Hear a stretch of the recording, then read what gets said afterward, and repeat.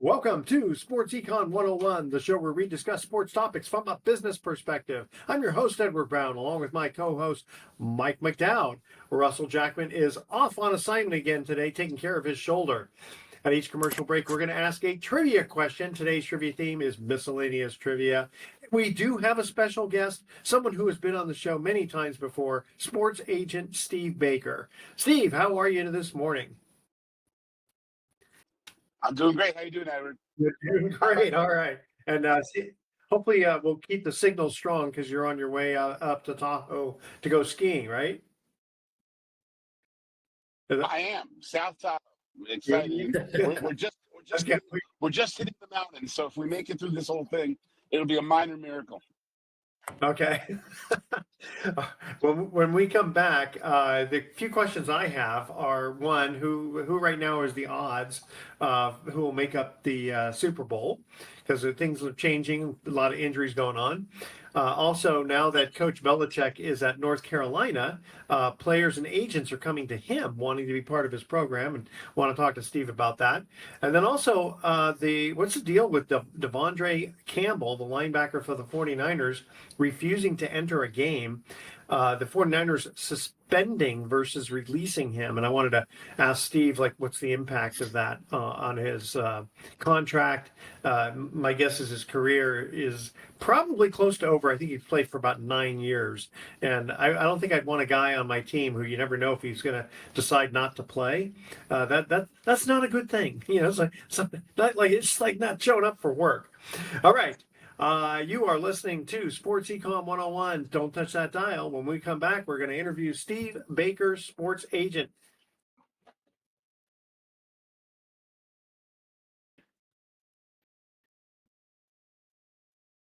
Welcome back to Sports Econ 101. I'm Edward Brown, along with Mike McDowd and our special guest, Steve Baker, a sports agent, mostly football, if I remember correctly. And Steve, let me just ask you right away.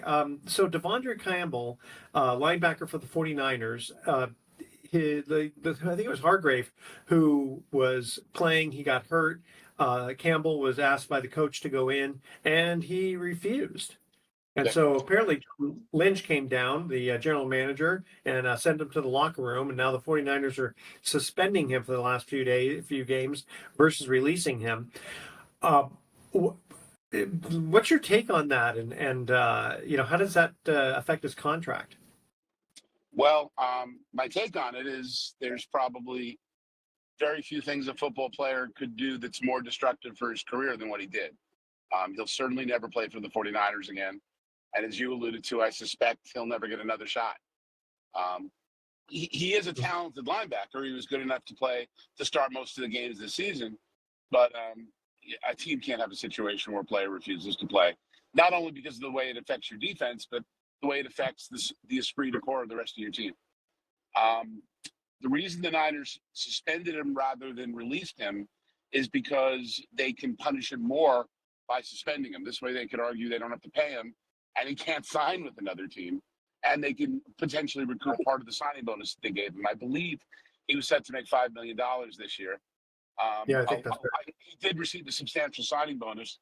The 49ers will certainly argue that they're entitled to withhold the signing bonus because the signing bonus is contingent on him offering his services. As a legal matter where he was foolish, again, I think it's wrong to refuse to play. I mean, it destroys your team.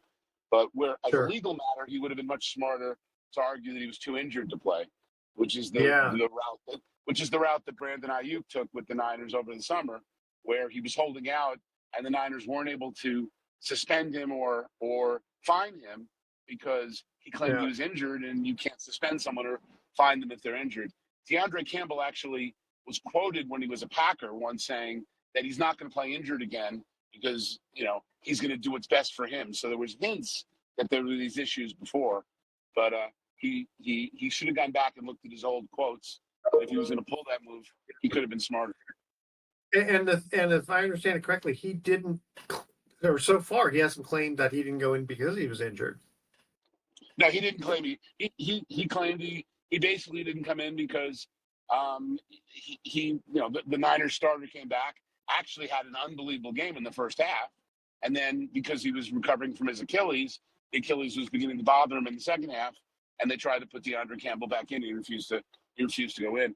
I was actually, as I was driving over to my friend's house this morning to drive me up to Heavenly Mountain, I heard an interview with Bosa before that. He was talking the Niners star defensive end, where he was talking about that there were hints that they had a feeling in the locker room before the game even started that there was a brewing teapot there.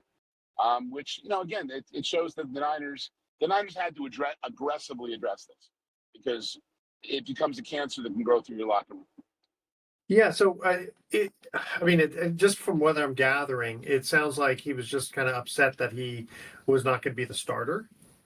Yes, and I don't fault him for being upset that he's not going to be the starter, but when you're paid that kind of money, you're being paid to be a football player. You don't have that option, and again, there's also an esprit de corps that occurs on the team, and you need to respect that. And it could, as I said, it could really be a cancer to a team to allow that to fester. Again, this has happened before with other players. I mean, most notably, I remember Scottie Pippen one time with the Bulls. Phil Jackson was putting him into a game where he was giving Tony Kukoc the last shot in the game, and Scottie Pippen refused to go back on the court because he was annoyed that Kukoc was getting the last shot. The message from that, and that's been a mark on Scottie Pippen's career the rest of the time. The difference is if you're going to violate team esprit de corps, you better be one of the best players on the team. So there's an algorithm that the better you are, the more you can break rules. True. I mean, Scottie Pippen was, I always thought he was a superstar, but I can't remember, who was the football player who started taking off his uniform in the fourth quarter? I remember what you're talking about, but I'm only thinking of the Paul Newman hockey movie where all the hockey players are stripping. Slap shot. Hey, Mr. McBack, what happened to you? I'm back. You're back. Yeah, I have a little Wi-Fi issues. What's going to happen with DeAndre Campbell is the Niners will suspend him. They'll certainly release him. Actually, he doesn't need to be released after the season because he just signed a one-year contract. The Niners will suspend him. I think it's likely that DeAndre Campbell will file a grievance claiming he shouldn't be suspended. And I wouldn't be surprised if he'll then try to argue he was injured. But it'll be an interesting case. But the time to say that you're injured is right then and there. Hey, coach, I can't go in because I'm injured. Right. Well, again, I'm sure the argument will be made. And again, when players have tried to violate their contracts and get away with it, the example is the Brandon Ayuk example, where, I mean, Brandon Ayuk mysteriously healed the day that he got his $30 million contract. Yeah. And absent claiming he was injured, the 49ers could have fined him.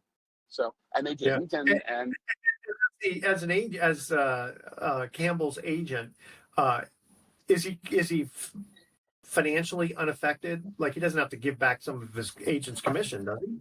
Well, I mean, he doesn't have to. Well, again, it's not legal for an agent to bill a client for money that the player doesn't make. So, I mean, like, for example, if the player has to refund the signing bonus, that's an interesting issue. I mean, the player certainly earned it, and so the agent is entitled to be paid on that. That would be an interesting case. But again, I wouldn't want to be in DeAndre Campbell's situation to the extent his future is NFL. I mean, that was a very stupid move, and it will be the first line in his obituary. It was a very stupid move. It'll talk. Hey, Mike. Why don't you ask? I'm sure you've been wanting to ask Mike something. We have about a minute to go before our commercial break, but go ahead. You want me to ask Mike something? No, Mike. I'm sure you. It seems my internet is going in and out. I don't know if you guys are having a problem here, but Steve, you've been an agent for a long time, and you have to deal with so many different personalities. What is the things as an agent? What are the criteria that you have to have in a client? In other words, some things you'll handle, some things you'll deal with, and some things, I'm not touching them. I have two essential requirements. I mean, it goes beyond that, but I'd say two essential requirements. One, that I respect the player his talents, that I believe in him. I mean, I wouldn't represent someone that I didn't heart, body, and soul believed could perform. And two, non-negotiable is they be someone of character that I want to be associated with. I think I've had a reputation around the league as representing a super high quality individual, and I see that as part of my brand. For example, I've represented over 35 players from Stanford in the NFL. There's nothing like representing a Stanford player. Same for Cal, I might add. But Sure. Yesterday I was at the Museum of Modern Art with a Stanford player looking at an art exhibit with the Stanford player. It's surreal the level that a place like that produces, and I found that the greatest joy I get from what I do is having those kind of connections. All right. Hey, guys, we're going to cut to our first commercial trivia question break here. We're talking just miscellaneous trivia. And Steve, as a reminder, if you know the answer, don't say anything quite yet. We'll let you answer when we come back from break. What was absent from the first telephone book? All right. That's our trivia question. What was absent from the first telephone book? Let's see here. Okay. When we come back, we got some more football talk, specifically to talk with Steve Baker, who is a sports agent. You're listening to Sports Econ 101. Don't touch that dial. We're going to be right back. We're trying to bring a good radio here, you know. Welcome back to Sports Econ 101. I'm Edward Brown, along with Mike McDowell and our special guest, Steve Baker, sports agent. Guys, hey, what was absent from the first telephone book? I'm here trying to channel my inner Cheers Cliff Clavin, and my argument would be area codes. Is what? I would say area codes. Oh, area code. Okay, Mike, or what do you think? I take it I was wrong. Geez, man, I got no clue. No clue. Okay. Telephone numbers. There were no telephone. So what would happen is the users would simply tell the operator the name of the person they wanted to reach, making the phone numbers unnecessary at the time. The directory only listed names and addresses. Edward, if I can argue, if you see the famous Cheers segment of Cliff Clavin on Jeopardy, me saying, in fact, there were no area codes either. So I think I deserve half credit on my answer. I think you do, because area code is part of the telephone number. I will give you half credit for that. Okay. And Edward, I swear to you, I almost said that, but I thought it was so stupid that could not be possibly the answer. But whatever. Apparently it is. The next two questions, one of them is going to be about a car, and the other one's going to be about a fruit. So we try to cover the whole gamut here. My instinct is I'm going to go 0 for 3 today. But yeah, number 2 is it's one of those things where if you know it, you know it. If you don't, I mean, I didn't know this one, and number 3, I didn't know this one either. I just thought it was funny. Okay, I'm gonna just before we get back to normalcy here, I've got my silly joke of the week I want to say. So the cashier at Target told me strip down facing me, and by the time I realized she meant my debit card, it was too late. I don't think they're gonna let me in Target anymore. Okay, yeah, there you go. Okay, Steve. Quick question about Steve. Okay, so Coach Belichick, obviously with Tom Brady, New England Patriots, etc. So he goes to North Carolina, and just because of who he is, suddenly players and agents are coming to him wanting to be part of his program. I mean, it's amazing how a coach, just the fact that you have a coach of that caliber, just suddenly it gets like bees on honey. Well, I mean, college sports is being completely turned upside down. Right after the Belichick hire, which obviously, I mean, you have arguably, if not the greatest coach of all time, certainly on the Mount Rushmore of coaches. So that's going to be something that's going to radically change things in North Carolina. But you have they also hired Mike Lombardi, who is a former NFL GM, to be the general manager of the North Carolina program. So you're bringing an NFL sensibility to college sports, which very much exists. I mean, now you have teams all over the country where the players all over the country are putting their names in the transfer portal, and people calling up North Carolina and every place else trying to negotiate contracts for college Well, players North moving between Carolina, places. they've always been known for basketball. Football's been, kind of a secondary. I think even baseball's probably kind of Well, a major I think sport. Indiana's only known for basketball, but Indiana this year is playing in the college football playoffs. So I mean, there's with True you enough.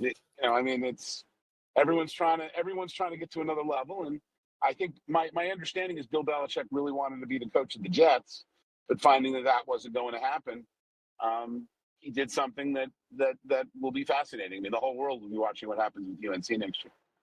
Yeah. How much is he getting paid? And then I'll turn it over to Mike. Do we know how much? I think we'll know at some point because UNC is a public university, so that they'll probably have to disclose it. But I mean, I'm sure it's I think it's north of what DeAndre Campbell was making. I was going to say I'm going to guess 5 million, but okay, Mike, go ahead. I would guess higher than that. I would guess. I mean, Wow. I would guess. Well, I feel pretty comfortable north of 5 million. I think Steve can relate to this next question, Steve, regarding Belichick.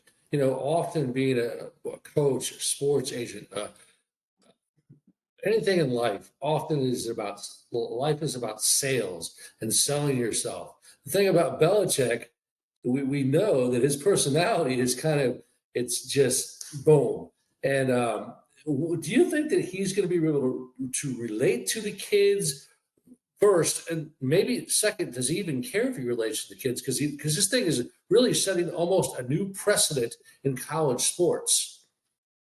Well, first of all, Bill Belichick's public reputation is different than his private reputation. I've had a number of clients that played for Bill Belichick that absolutely love him.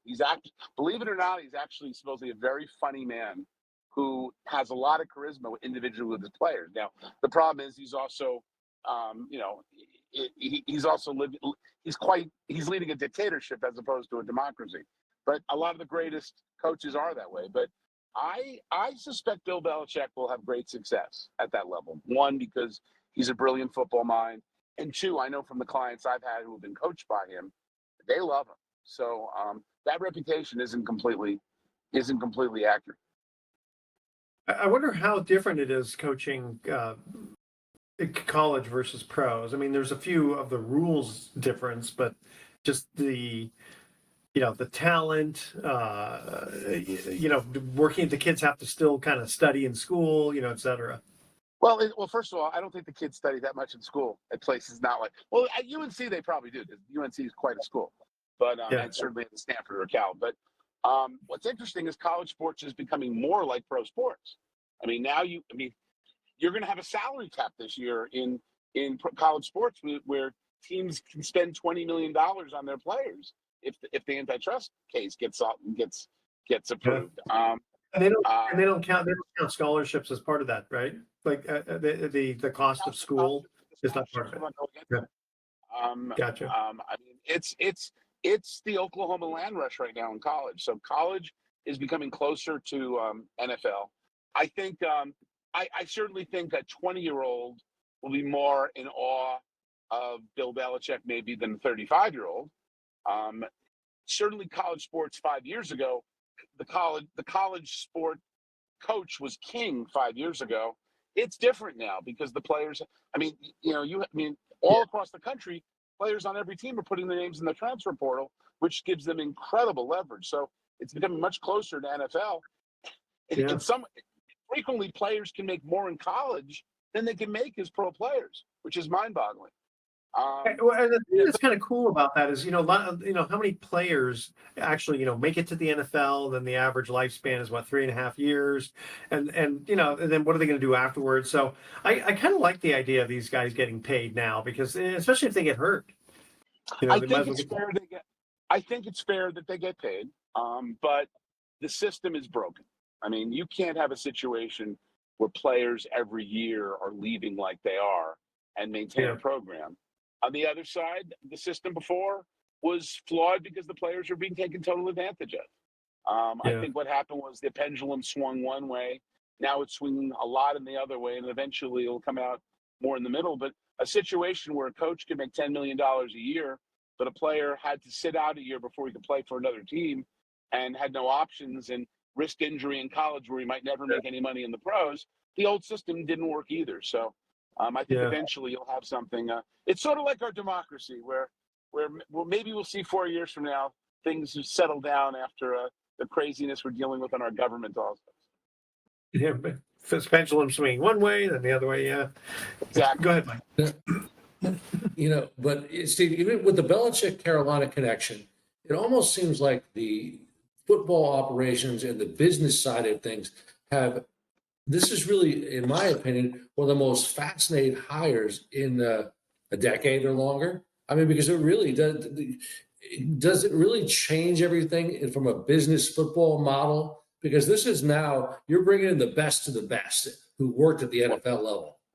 Well, I mean, think of the last time that happened is when Nick Saban left the Miami Dolphins to become the coach of Alabama. And now Nick Saban went from the Miami Dolphins to a complete dictatorship in Alabama, where and Nick Saban left last year because you can no longer be a dictatorship because the players have so many options. I mean, your backup running back, who's probably better than any running back on any other team, can now leave your team. So you can't take it. You can't dominate that running back like you used to be able to do. I think there's no question that Belichick will have a huge effect because again, he's a brilliant coach. On the other side, Belichick, a skeptic would argue Belichick only had his great success when he had the greatest quarterback of all time as his quarterback. Yeah. But it's interesting. You get someone like Jim Harbaugh, who played a quarterback for the Bears. Then he goes ahead and coaches the 49ers in pros. Then he goes to the college in Michigan. And now he goes back to the pros in the Chargers. And he's going to have the whole gambit there. Hey, guys, ready for our second trivia question here? Okay, and I told you this one was kind of interesting because this also has to do with a car. You know the Ford Mustang? Famous Ford Mustang? Of course. Okay, what was that named after? That's our trivia question. What was the Ford Mustang named after? That's our trivia question. Should I give you a hint? I'd like a hint. Okay, you got to think military.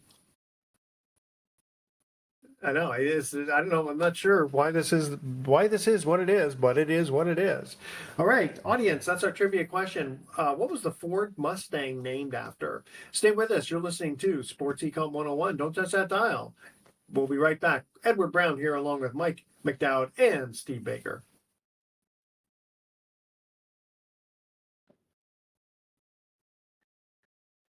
Welcome back to Sports Econ 101. Edward Brown here along with Mike McDowd and our special guest, sports agent Steve Baker. Second trivia question, what was the Ford Mustang named after? Anyone? I'll take Bueller? Go ahead. What? I'll take a shot. Yeah. It's quite obvious it was named after Henry Ford, the creator of the automobile, was actually known as a wild guy at times. So they used to, that guy's a wild Mustang. So therefore, it was the Ford Mustang. You know that. Ford came from him, but actually, that's not the answer I was looking for. But I'm sure he was a wild guy. And actually, I just made that up. Oh, you did? Okay. Well, it was named after the super secret Mustang drone facility in Paramus, New Jersey, where Eugene Debs created a special. Actually, it was named after the P-51 fighter plane of World War II. Really? That's awesome. Yeah. Okay. That's good stuff. The next one's kind of an interesting question too. Okay. All right, guys. Are we going to make our odds on predictions of first who gets into the Super Bowl and then any winners? I know it's early still. Playoffs haven't even happened yet. Philadelphia Eagles versus Buffalo Bills. That's a probably pretty. Yeah, Jalen Hurts is looking pretty good. I guess Kirk Cousins just sometimes he's a hit and miss with the Vikings. Well, Kirk Cousins plays for Carolina Panthers and Raiders. Go ahead. Say again. Kirk Cousins plays for the Falcons, so I feel very. Oh, I'm sorry. I'm thinking of Sam Darnold. I think Sam Darnold has resurrected his career. Yeah, he had. But I think the combination of Patrick Mahomes having a high ankle sprain in the Yeah. AFC and the injuries that Detroit has suffered in the Yeah. NFC makes Philadelphia versus Buffalo what I think a very good bet. Yeah, Buffalo really took it to the Lions. I don't know. I know you always want to root for our home team guy because Jared Goff literally lived like within 5 miles of where we are here. But Yeah, yeah. Jared just Goff seemed, is the most underrated first round pick in history. It's amazing. Here's a guy who was the first pick in the draft, yeah, who was ungodly talented, and people don't mention him in the top 3 or 4 quarterbacks. And yeah. I think he's right there. I mean, he's Okay, he's incredible. go ahead, Mike. No, I was just going to add to Steve's comment. I mean, listen, I think the kid out of Marin Catholic's doing an unreal job. They had a tough time against Buffalo the other night, but overall, collectively, he's probably playing the best uh, football of his life, no question about it. And he's one of the top ranked quarterbacks in the league, as Steve said, super underrated. I think he likes it. I personally know him. He's a very, very humble kid. I love his person. I love him as a human being. I know his dad, and Yeah.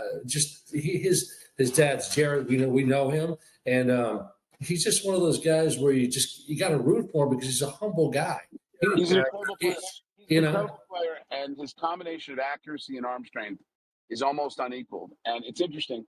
When he was the Rams quarterback, I once saw a YouTube video where he showed up at a practice in disguise for a college team. And they were saying, "Oh, we're bringing this guy in to see what he looks like." Sort of like Heaven Can Wait when Warren Beatty shows up on the team. Yeah. And Jared Goff started throwing 60-yard bullets, and it was amazing watching all these college players and marvel at his skill. He's an incredible player. And But that's I mean, I because just, we never see his arm strength. It's very well. Let's put it this way: it's very rare we see his arm strength on Sunday. yeah, There'll only he be is, like one pass, maybe. It's just there's always like just these short yeah, little. he is an incredible. Again, I can't think of another player who was taken with the first pick in the draft who's as Yeah. underrated as Jared Goff. Because I mean, that's greatness. And I think he's beginning to show a Hall of Fame arc. And he's not mentioned with the Josh Allens and the No, Patrick Mahomes. And I do think he's probably because he's in not a that runner. upper I mean, I'm sorry. he's a smart player, but he's not a runner. He's not big enough yet. Josh Allen's what But 245. Peyton Manning wasn't either, and True. I just think, I mean, Jared Goff to me is very reminiscent of the skills you saw in Peyton Manning. Yeah, yeah. Tom I Brady love wasn't. what But I love what Steve just said about Goff going to. I think it was Santa Monica Junior College. He shows up to practice. Got this new guy coming out. What Steve just said, it was an awesome spoof. I recall seeing it on ESPN, but it was one of the funnier things out It there. was And it then was brilliant. He was wearing like a mop. He was wearing like he a had mop. he had the hair. yeah, It was funny. phenomenal. And Yeah, then in fact, I think of Paper Lion. Remember with Alex Karras and George Plimpton back in I think 1970, playing for the Lions actually. George Plimpton wasn't quite the quarterback that Jared Goff is, though. No, no. In fact, do you remember? Well, there was Alan. Did Alan Alda play? Did they do two different versions? Because I remember Alan Alda played, and then they only put him in at the very last. And he gets tackled, for a loss. Dropping. I don't know the answer to that. I do know though that Hawkeye Pierce, no, not Yeah, Hawkeye Pierce. Alan Alda's person was Hawkeye Pierce. His yeah. roommate in the tent was B.J. Honeycutt, who was in the show from Mill Valley. no Yes. kidding. Yeah. That's they would say he's from. Yeah. Yeah, he when he gets they talk about his background and he says, yeah, I've got my wife. I was out with my wife, with a little town in Mill Valley, blah blah. Yeah, and that's for those people who don't know, that's very close to us here in Marin County. It's actually part of our Marin County. Add the fact that Dr. Malfi on Sopranos went to Tufts, where I went to college, are two pieces of Oh, trivia yeah. that I'm very proud of. Hey, Okay, well, where did Hawkeye Pierce? What town did he come from? I would think he probably came from someplace in Illinois. Crabapple Cove, Maine. Where? Maine. Okay, Crabapple Cove. I mean, I watched so much TV when I was a kid. I think I told my brother and I one time were so bored we named all 108 episodes of Gilligan's Island. Oh, do you remember the one with Vito, Scotty, and anyway, a little off the topic there. Yeah, it's going to say that. Gosh, with all these injuries, suddenly, like if Mahomes didn't have the high ankle sprain, you know, would they be the favorite? Edward, with all these injuries, who would have predicted that at this point of the season, between McCaffrey, Yeah, Ayuk, and I'm forgetting the name of their impact receiver, the other receiver, between the three of them, that they would yeah, have one touchdown. The Niners healthy, I think, would be a Super Bowl favorite. I mean, obviously they have no shot now, but injuries really affect this, and obviously, Patrick Mahomes has a few weeks to get better, and you're not going to get rich betting against Patrick Mahomes, but I yeah, feel pretty good about Buffalo and Philadelphia. yeah. I think Buffalo. Go ahead. Hey, just kind of a bit of I have a random question, but really curious to get your thoughts, Steve. I found out yesterday that Michael Vick is applying for the Sacramento State University head football coaching job. Oh, Talk about an interesting, weird hire, but certainly has a lot of legs, doesn't it? I think that is. I mean, obviously, the success that Deion Sanders has had at Colorado makes Michael Vick look like an interesting choice. Um, Frankly, the guy that I think Sac State should hire is Hardy Nickerson, who's the former great linebacker from Cal who started for Tampa, who I know is very interested in that job, but huh. and is a fabulous coach. But you look at the success that Deion Sanders had, the success of a player and his ability to relate to other players, and Michael Vick, absent what he went through with the dog issues, Yeah, would have been one of the greats. And yeah. I've seen him speak since, and he can very much relate to players. So I do see how that's interesting, and I know that Sacramento State evidently wants to bring their football program to another level, but they should be thinking about Hardy Yeah. Nickerson. They want to go FBS. In fact, they're the works of building a brand new football stadium. What does that entail? 35,000? I don't know. Right now, their stadium's about 25,000. So it's very Right. interesting. I mean, it's a huge metropolitan. You'd think they'd be able to have some success up there. Oh, UC I Davis mean, is doing all right. you look at the success that minor league baseball and pro basketball has in Sacramento. It's a very hungry market for top sports. So having a big time sport, there's certainly room. And the weather is pretty good during football season in Sacramento. For those who don't know, Sacramento can get extremely hot during the summer. And that's why I wonder about baseball, It's but true. basketball indoors and football around the winter time. The real success for Sac State with Michael Vick would be if they can clone Michael Vick and have him bring Michael Vick with his skills from when he was 20 years old to Sac State, Yeah. and suddenly you have what Deion did with bringing his son to Colorado, and you suddenly create a powerhouse. But I don't think we've created that technology yet. He was fun to watch. Yeah.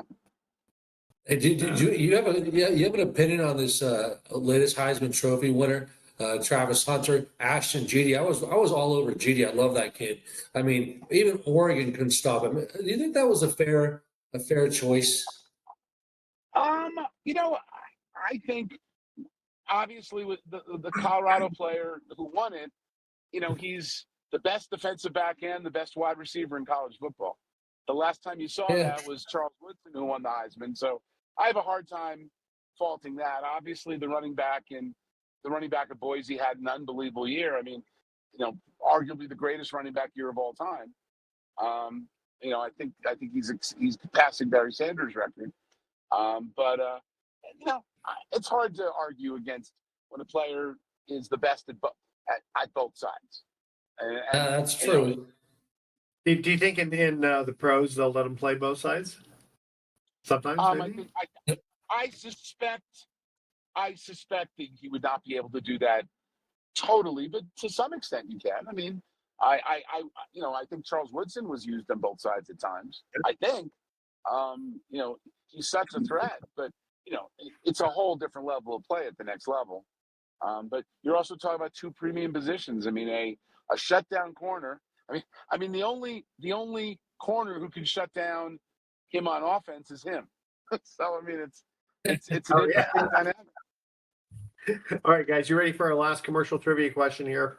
All right, I told you this was going to be about fruit. So here's our trivia question. Which fruit glows blue under UV light? Yeah. Which fruit, and it's normal, it's nothing like some weird fruit you've never heard of. Which fruit glows under UV light? I thought that was kind of interesting. Email Edward at sportsecon101.com. We'll see who knows that question first. All right. And then when we come back, we already did our silly joke of the week. So we're going to do our thoughts for the day. And stay with us. You're listening to Sports Econ 101. Don't touch that dial. We're going to be right back with some closing comments.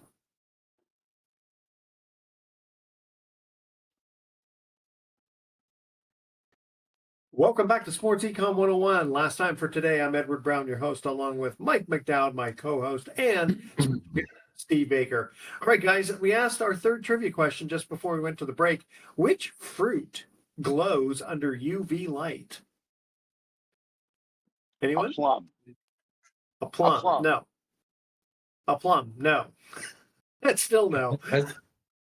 Good. It's Go ahead. probably something simple. I'm going to say, can I give two answers? No. I was going to say an orange.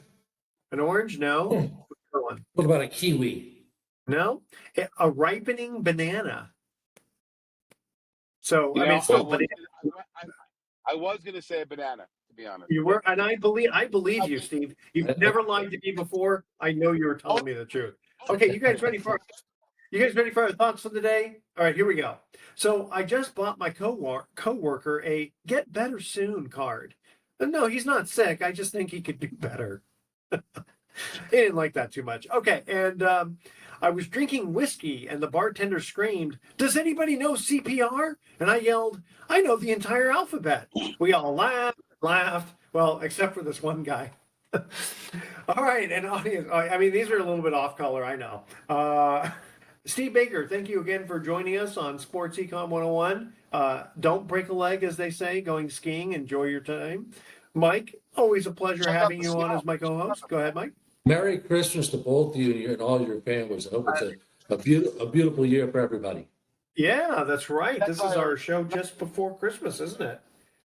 Yeah. Thank you to our military as well, our Yes. U.S. military, for serving this Christmas special. All right, tune in, audience. Tune in next week to Sports Econ 101. We're going to be discussing sports topics from a business perspective and asking more trivia questions. Thanks for listening. On behalf of our team, I'm your host, Edward Brown. We'll see you next week. So long. I think Steve is there. Did he freeze up?